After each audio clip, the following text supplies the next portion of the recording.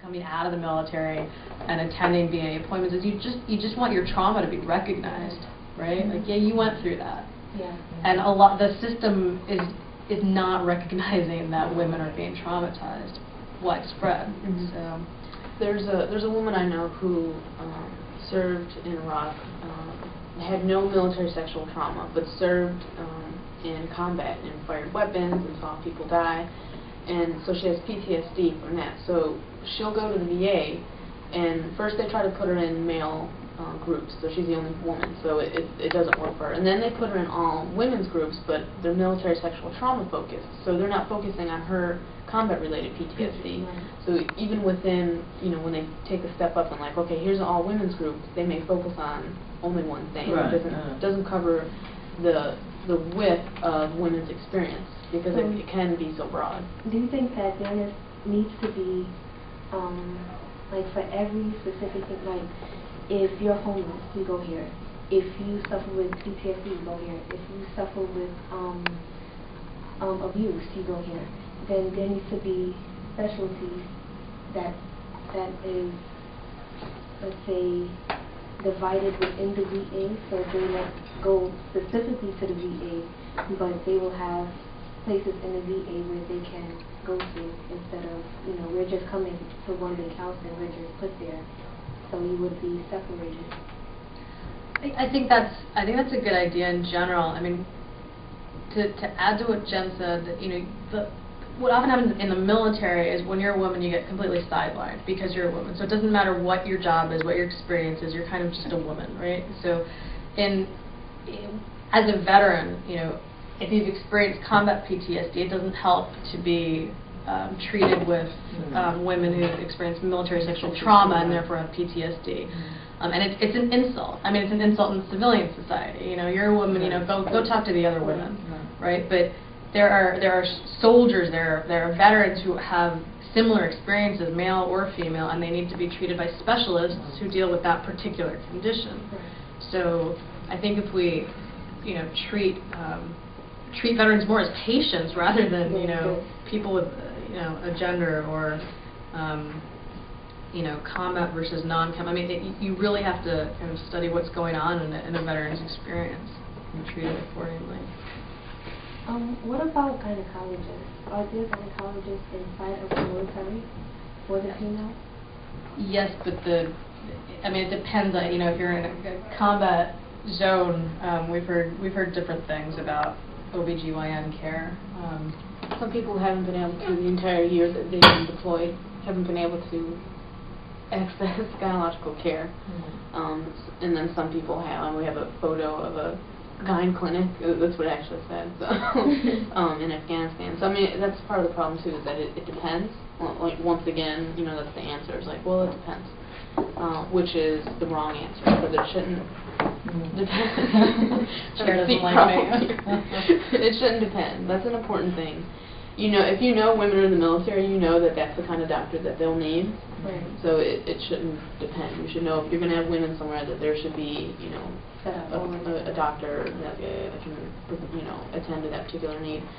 There was a female here in New York City who was pregnant. She was a veteran and spent a year in Iraq. Had come home and she was living here in the New York City area and found out she was pregnant. Went to the VA. The gynecologist was only there a few days of the week, like 2 or 3 days. Wasn't the day that she was there. They wouldn't provide her with a pregnancy test. She had to go to the store and buy it herself. There was no ultrasound there to actually, provide the services that a pregnant woman would need. So there was those services were absent at that center at that time. Yes, and this was one of the Manhattan area VA clinics. I'm not exactly sure which one it was, but I think it may have been the one right around here, right downtown on 23rd Street. But I can't say for sure. But this was a few years ago, so I'm not sure if they've updated it since then. But I mean, it's not like this is the middle of nowhere, where one woman comes in. There's lots of women at this VA clinic. To not have that is kind of like absurd. So what about the children? Given the fact that the females are pregnant, do the children come out with some type of disorder or any problems, if they suffer with these post-traumatic diseases? I don't think there's been enough, that's another thing, there's not enough data on it, and we're not studying enough. That was one of the concerns after the Gulf War, the first Gulf War, was there was a lot of birth defects, not just women but men too, because obviously it can affect any type of DNA. So that was one of the things the Gulf War syndrome, that they were seeing a larger increase in birth defects. So I'm not sure. I haven't seen like actual data that really tracks it. But I think once again this is one of those things where it's easier to kind of ignore it than to really look at the whole thing. I mean, the thing what happened with Agent Orange with our Vietnam veterans is it took years and years and years and years for them to even get, to admit that this was a poison that caused these negative health effects. And that's, completely ridiculous that it took that long, So, I mean, I think things are happening quicker now because there's more attention being paid, especially with the experience of Vietnam veterans who have spoken up and said, this is what happened, and now veterans and service members are looking more into it and making more of an issue of it, like such as ourselves, like making these types of issues public. We know of women who, both in combat and out of combat, who've had reproductive challenges that they think were due to the military service. So, women who served in Iraq, who all of a sudden have ovarian cysts and can't explain it any other way than they were there. Women who were forced to take the anthrax vaccination, who can't have babies now. So again, the data needs to be out there. A huge study needs to be done on the reproductive challenges of women veterans. Definitely anecdotally, though, I mean, you hear from people who, you hear over and over again someone saying, yes, this was my experience, but it's just not all put together.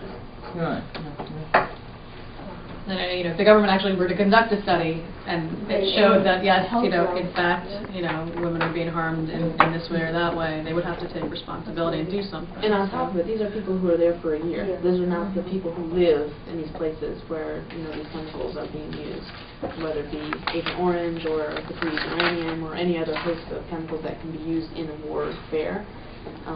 Like that's a whole other issue. And then of course, we get tons of shots.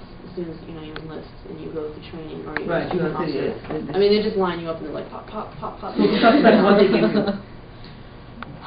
tell you the truth, I don't even know. Because they don't tell you. The question. Yeah, you literally there's two military medical people standing, and you just walk in a line. You just walk down, and as you come up to them, they pop you 3 times, like in each arm, and then you keep going. Like they don't tell you what. I mean, it's in your records. I'm sure I could find out, but it's not like you know when it's happening. And they give you some other shot, like in your butt, and everyone's standing in a room with their pants, kind of low, and they just go around and pop everyone. Like, and it's not like you really know. You just know that it hurts. That's most people are freaking out. It's like, I'm scared of needles. No one's like, wait a minute, what is this shot? And I mean, you don't have a computer or anything there. It's not like unless you know what that shot is. With the, or with the anthrax shot, a lot of people did not want it, and they said, I don't care if you don't want it, you have to have the shot. Isn't that a problem with the military, because being that they have so many things to back them up in regards to policies, in regards to combat, in regards to so many of these things, like they can enclose and they can say whatever they want to say and do whatever they want to do, and it will be all right and okay because they have everything to back it up. Well, one of the key things to focus on is that the military has its own judicial system. And when it's called the Uniform Code of Military Justice, UCMJ. So, the military is one of the few of only, institutions which can process its own legal issues, right? I mean, they're given a great deal of power, right? So if you're a woman in the military, let's say, who has a legal issue within the chain of command, let's say you've been assaulted by somebody in your chain of command, and the unit decides basically to shove it under the rug or ignore it altogether. There's no outside agency which you can complain to say, they didn't handle this right, I didn't get any justice for this, right? The military deals with its own judicial issues. So, I mean, one of the things that our organization recommends, and that many civilian legal experts recommend, is that there needs to be outside oversight, right, into all of these issues. Because if you don't get justice, if you're not even